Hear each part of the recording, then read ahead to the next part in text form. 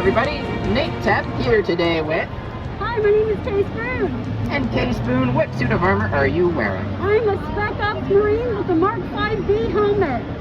Very cool. And can you tell us a little bit about how you made this suit of armor?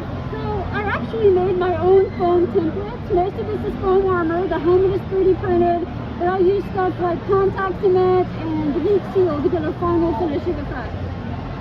Very cool. Now, can you tell us if there's anything in particular you're especially proud of on this suit of armor? I think my favorite part is the collar. I've never seen anybody replicate it before. It's my favorite part of the Marine, and I also have removable panniers.